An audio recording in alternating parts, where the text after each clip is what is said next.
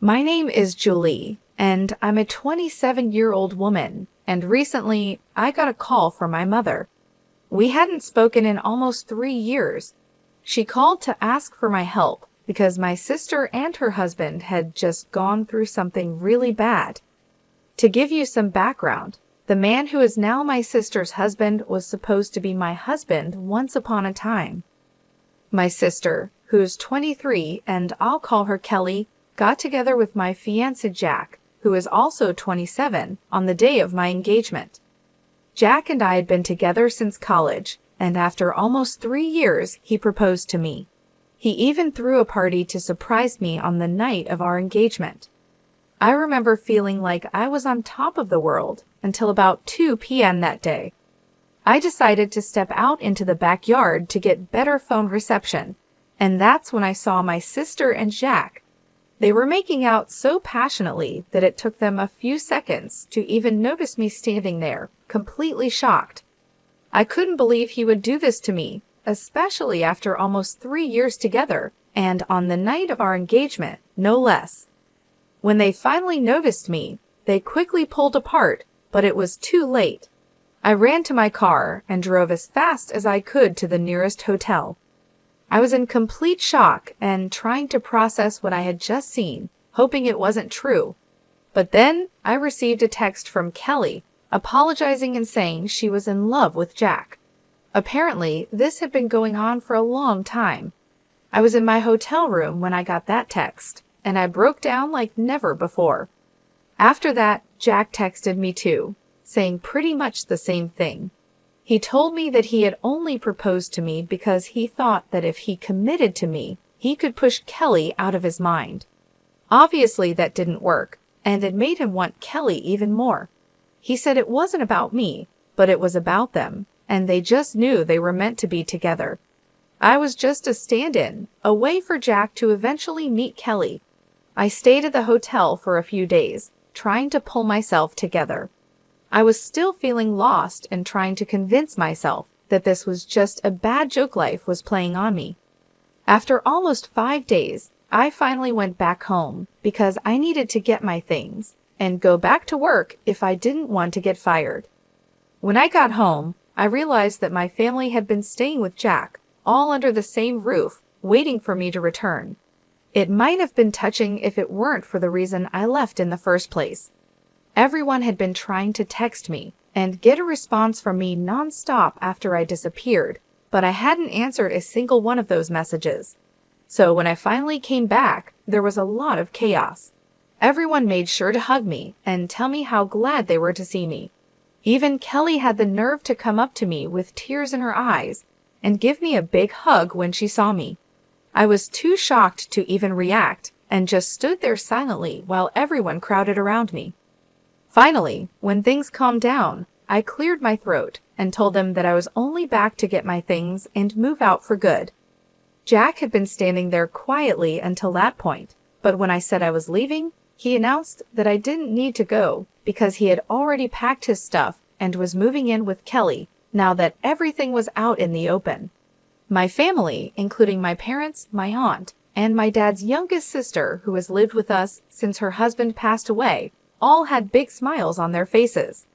There was nothing to smile about, at least not from my perspective. Kelly stood next to Jack, looking at me sadly but still smiling.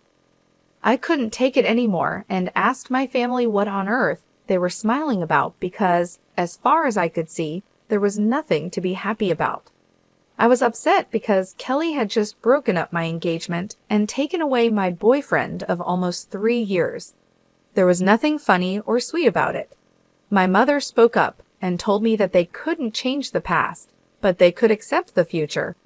They believed that the future had Kelly and Jack together, and even though the relationship started with cheating, they felt sorry about it, but wanted me to understand that this was for the best. Kelly apologized for taking my boyfriend, saying she couldn't help falling in love with him. She wished she had told me earlier, so I didn't have to find out this way, but she said they were deeply in love and wanted to spend their lives together. Then they kissed right in front of me, and my mother even wiped a tear from her eyes. I snapped and told them that this wasn't something to be sentimental about. What they were doing was disgusting. To my surprise, my family got annoyed with me and said I was being bratty instead of being happy for my sister. They thought I was making it all about myself and didn't approve of my behavior. I was shocked by their attitude and told them all to get out of my house. I couldn't understand how they were defending Kelly and Jack while making me look like the bad guy, acting like I was overreacting. My father stepped in and told me not to act like a child because things like this happen and I should just accept it. He said I should be happy that my sister found her soulmate instead of being jealous. It felt like they were all acting crazy and I couldn't deal with it anymore. So I said screw it, went into my room, packed some of my things, and left again without talking to them or listening to what they had to say, even as they called my name and told me not to go. I didn't have anything left to say to them because it was clear that they cared more about Kelly and her happiness than about me or what was right and wrong. They were so focused on justifying what Kelly had done that they completely forgot that I had real feelings too. After that day, my family tried to contact me several times, but I never responded because I didn't think I owed them anything. A couple of weeks later, I even received an invitation to Kelly and Jack's wedding, which I obviously declined. All the friends that Jack and I had in common also declined the wedding invitation to support me, and even a few relatives who knew the truth stopped interacting with my family after they learned how I had been treated. It's been 3 years, and I've cut them out of my life completely. They occasionally tried to get back in touch by wishing me well on my birthday or New Year, but I always ignored them. I never blocked any of them, though I did remove them from my friends list. Since I have a public account, they could still see what I was up to, which is what I wanted. I wanted them to see that I was living a great life and let them feel jealous. It was a bit petty, but it was the least I could do after how they treated me. Until recently, I had no idea what they had been up to in the last few years. About 5 days ago, my mother called me from a number I didn't recognize. When I answered and realized it was her, I tried to hang up, but she begged me desperately for a chance to talk. She sounded so upset that I agreed to listen for a couple of minutes because I couldn't ignore her completely. She told me that Kelly and Jack had started a business a couple of years ago, but it was failing badly. Their investors were backing out because the business wasn't making any profit. They borrowed more money, but even that didn't help, and now they were deep in debt. Loan sharks were after them, and they were being hounded by everyone from their employees to their investors and the people they had borrowed money from. I lived a comfortable life and could afford to help them out, so my mother turned to me as a last resort, begging me to loan them money to pay off their debts. She wasn't asking for a small amount either. She wanted almost $95,000 to help Kelly and Jack. I asked why Kelly wasn't the one calling me if she needed help, and why she was making our mother speak to me instead. My mother explained that Kelly and Jack didn't even know she was asking me for help because they had told her not to. I guess they all still remembered what happened 3 years ago. Kelly didn't want me to know about their situation and wasn't ready to take help from me, but my mother didn't know anyone else who could give them that much money quickly. A couple of months had already passed, and Kelly and Jack were struggling even to put food on the table. My parents and Jack's family were helping as much as they could, but it wasn't enough. They had their own futures to think about, especially since most of my family, including Jack's parents, were retired. That's why my mother, with no other options, had called me to ask for help. I could afford to help them, but I really didn't want to. Kelly was right not to contact me for help, because they lost the right to ask anything of me the day they cheated on me. I told my mother that I couldn't help them, and even if I could, I wouldn't. She sounded very upset and told me I was being cruel and needed to think about my family. I reminded her that Kelly and Jack didn't think about me when they had their affair, and my family didn't think about me while they supported them. So I didn't see why I needed to think about them now. I had worked hard to get where I am today, and I wasn't going to just give away $95,000 to 2 people who didn't deserve it. My mother started crying on the phone, saying she never expected me to grow up to be so selfish, and claimed that my sister and her husband would end up in big trouble if I didn't help them out. I told my mother that it was unfortunate, but I couldn't help them, and then I hung up. Since then, she's been sending me text after text, almost every hour, begging me to reconsider and think about my sister. She keeps saying that this isn't the time for petty revenge, and that Kelly is in serious trouble. She warns that if I don't help her now, I'll regret it in the future. My mother is acting desperate, and I don't know what to say to her because I don't want to feel like the bad person here either. Am I wrong for not helping my sister financially after she stole my fiancé 3 years ago? Update: I finally blocked my family. I hadn't done that earlier because, first, I wanted them to see what I was up to and feel jealous, and second, because I thought cutting them off completely might be something I'd regret if something bad happened to them. But now, I don't care anymore. I should have removed them from my life 3 years ago. Keeping them around this long was the real petty thing I did. Refusing to help my sister now isn't petty. It's just the logical thing to do. They've already wasted so much money, and I'm sure that even if I gave them the money now, they wouldn't be able to pay it back. $95,000 is a huge amount, and even though I'm doing well financially, that doesn't mean I can just give away that kind of money without expecting it back. If it were a close friend I was helping, I would still expect to be repaid. But these are people who are close to me, and they're definitely not my loved ones. I can't expect them to pay me back, so there's really no reason for me to help them out. It's as simple as that. I talked to a few of my friends about this to get their opinions, and they agreed that I did the right thing by refusing to give them the money not out of revenge, but because it's completely impractical and foolish to expect me to help the very people who betrayed me in the past. Anyway, my mother is now blocked, and she can't contact me to guilt-trip me anymore. I have nothing to worry about, at least that's what I thought. Update 2. Hi everyone, something really big happened today. I was at work when I got a call from my neighbor. She told me there was a couple outside my house, screaming for me to come out and talk to them. My neighbor said they seemed pretty crazy and had been yelling at my door for about an hour, refusing to leave. I asked her to describe them, but deep down, I already knew who it was. When she described them, it just confirmed my suspicion. It was Kelly and Jack. My neighbor insisted that I come back home to deal with them because she didn't think they were up to any good. Given that it was Kelly and Jack, I knew she was right. So I thanked her and immediately started driving back home because I couldn't risk them getting into my house. Luckily, I got there in about 20 minutes and caught them in the act of trying to break into my house by picking the lock on my door. I pulled up in front of my house and demanded to know what they thought they were doing. I tried to call the police right away, but Jack moved like lightning and knocked the phone out of my hand. Kelly walked over and said they were just there to talk, and they didn't want anything from me, at least not right now. I told them to make it quick and made it clear that they shouldn't expect me to invite them inside. Whatever they had to say would have to be discussed outside in the yard. They seemed okay with that, which was a relief because I didn't think it would be a good idea to let them inside. They already seemed pretty hostile, and I didn't know what to expect.